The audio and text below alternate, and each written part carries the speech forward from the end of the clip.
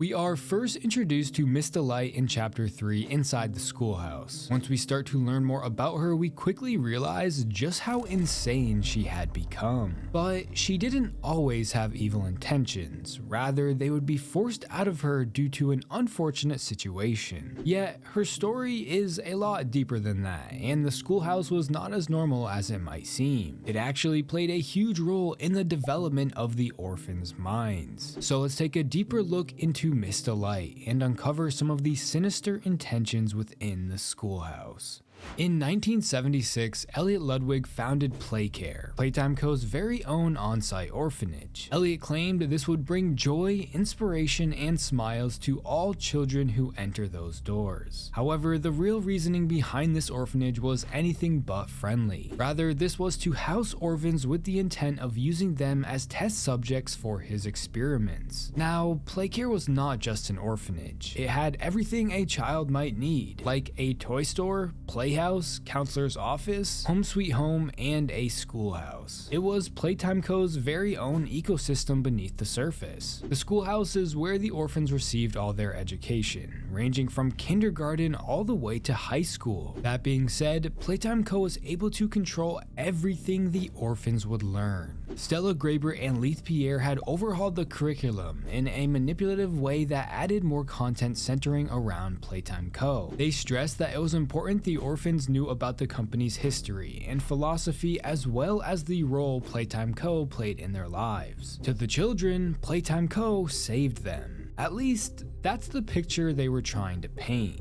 You see, the orphans were not only learning the basic school curriculums like any normal school would teach, they were being taught only what Playtime Co. wanted them to learn. They wanted the orphans to understand what was involved in true innovation, and that it didn't come without a cost. If they wanted a bigger future, they had to make some sacrifices. The children were never too young to learn that. So with the help of the schoolhouse, Playtime Co. had even more control of the orphans' lives. Now, the Bigger Bodies initiative was created to help Playtime Co. save money. They wouldn't have to hire real people when the living toys could work for free. So the same idea would be used with the teachers of the schoolhouse. Therefore, Playtime Co. created Miss Delight. The company made dolls representing a teacher. This doll was never actually put on the market, rather it was just used as the model for the schoolhouse teachers. So it was a bigger body, not an actual human. That being said, these were solely made for Playcare. Making a Bigger Bodies teacher was cheaper, more reliable, and easier to work with than an actual human teacher. A real teacher might have questioned some of the content that had been put on the curriculum.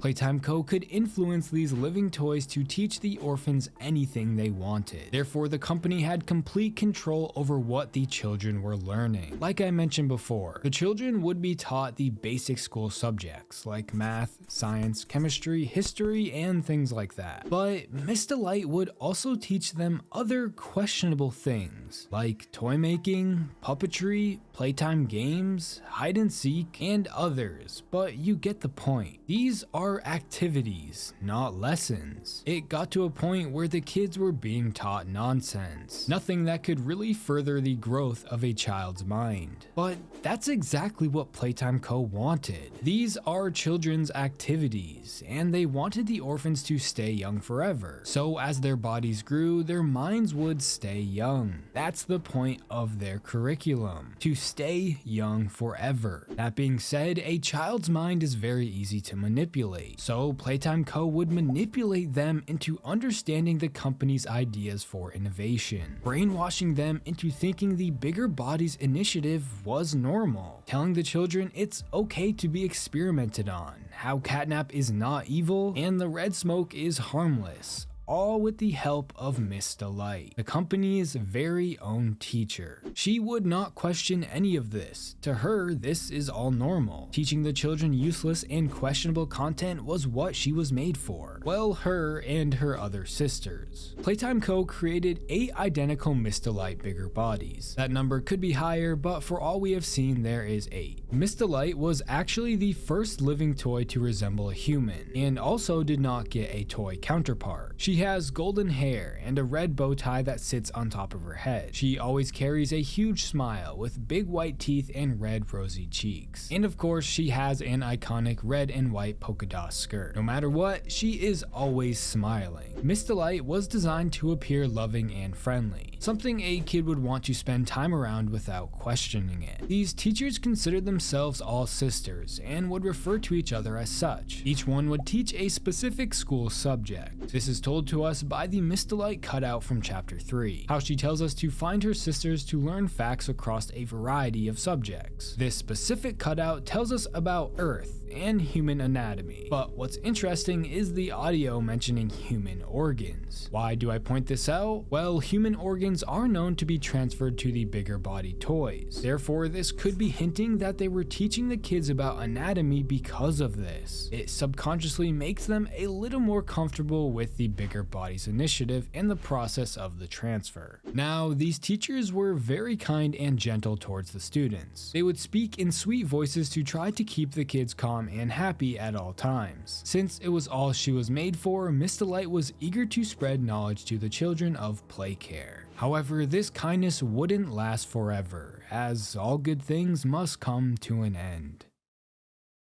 The bigger body toys would continue to work, laboring away every single day. This was their life, and the Miss Delight teachers were no exception to this. While they did love teaching the kids, they would slowly become frustrated when the kids would misbehave. With no time off, their patience would run thin. Staff wouldn't listen to their issues, and they would get angry when some kids wouldn't return, as they were being taken to be experimented on. So one day, the prototype asked the Miss Delight teachers to join him in his rebellion against the staff, to get revenge on the ones forcing them to work every day. On August 8th, 1995, the Hour of Joy took place. Almost all of the living toys started slaughtering any and all humans inside the facility, both innocent and guilty. There was nowhere to hide. The Miss Delight teachers took out all of the staff inside the schoolhouse, chasing them through halls and into the classrooms where they had nowhere to go.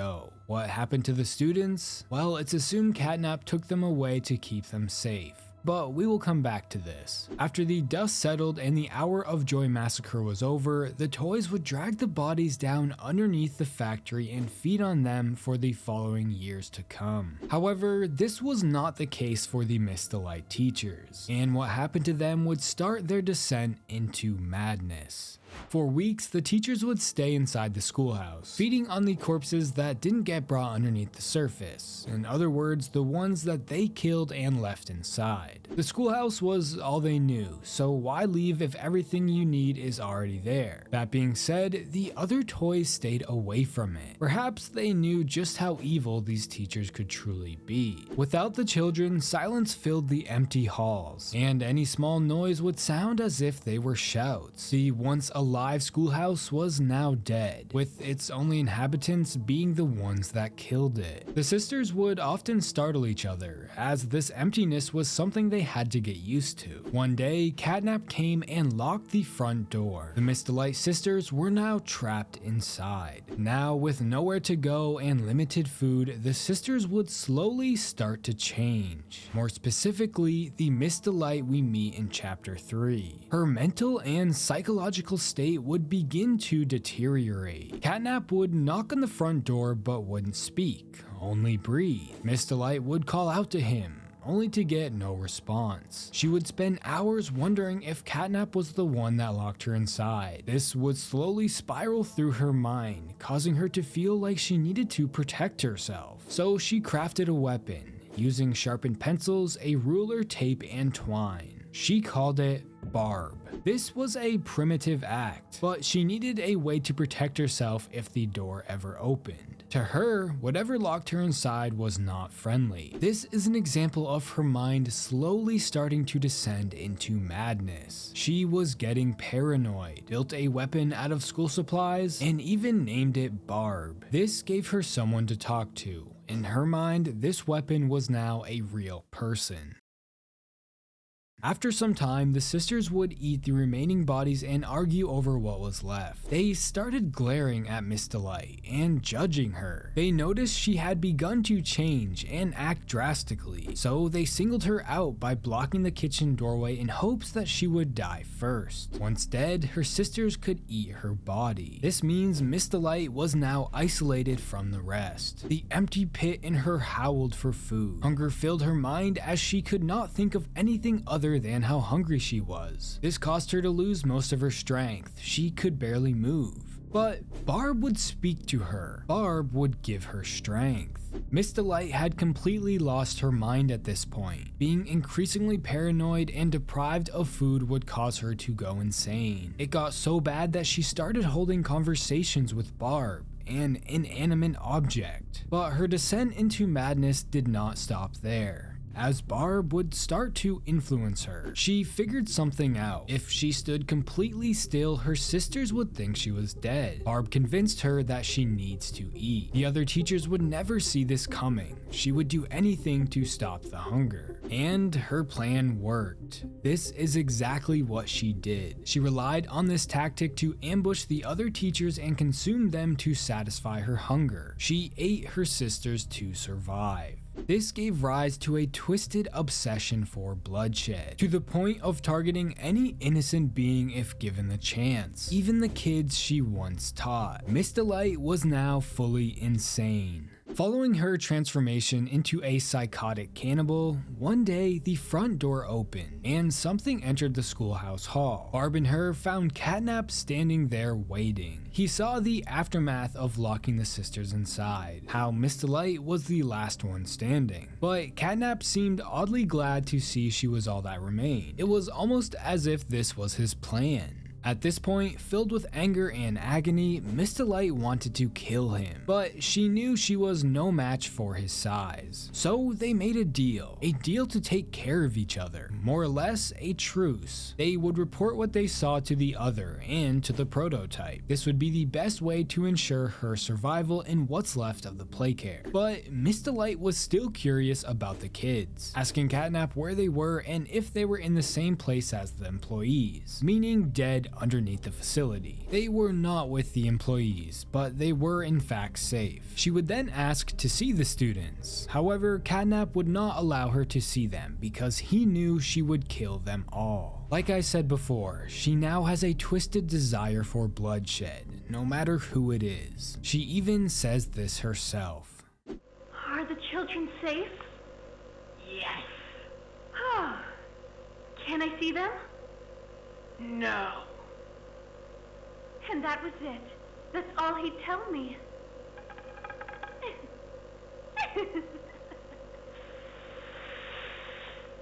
Probably because he knew I'd kill them all.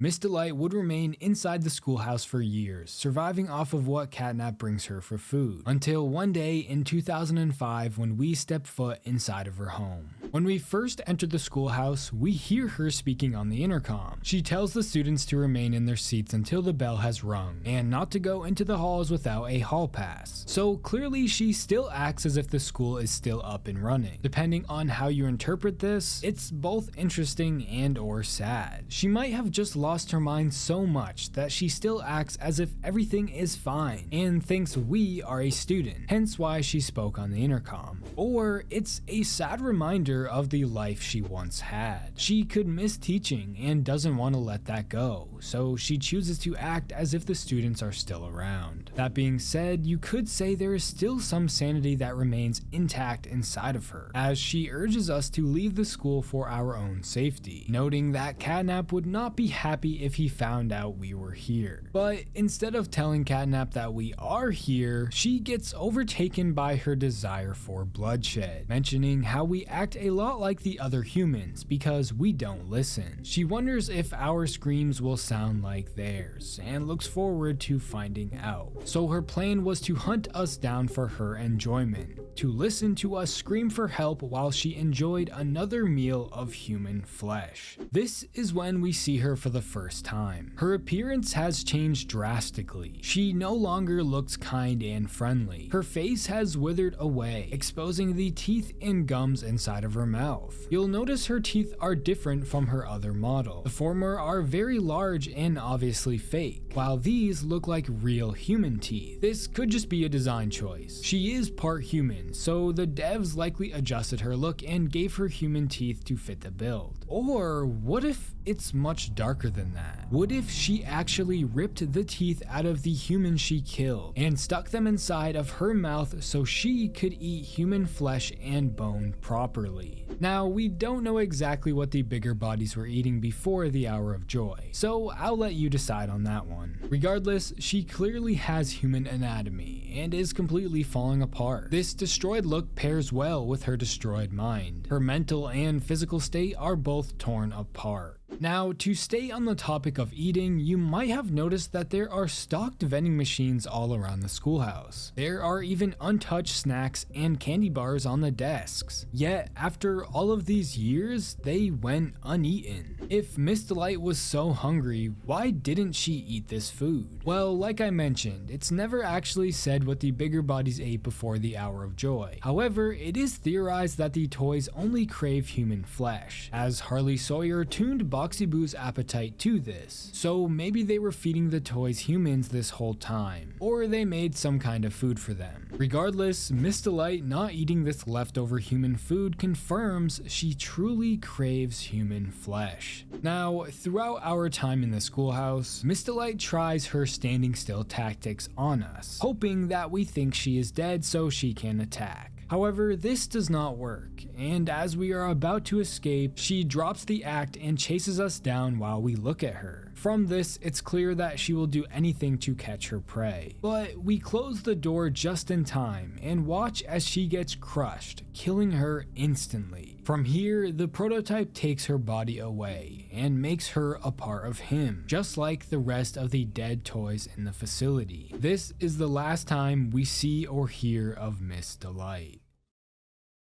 Although a minor antagonist in Chapter 3, Miss Delight still holds a significant value to the overall story. She and her sisters were the teachers for the orphans. Miss Delight is an example of how someone can completely change when they lose their mind. She transformed from a nice and kind teacher to a deranged and psychotic killer, all with the help of her made-up companion, Barb, proving that she was truly lost. How do you guys feel about Miss Delight? She is probably one of my favorite characters in the franchise. The schoolhouse section is probably my favorite part of Chapter 3, so I think they did a really good job with her. Maybe in Chapter 4 we will learn even more about her. Let me know your thoughts about Miss Delight in the comments below. And if you like horror game content like this, please consider subscribing. Also, if you want to support the channel more, you can become a member. Don't forget to follow my Twitter at TerrifyT. Thanks for watching.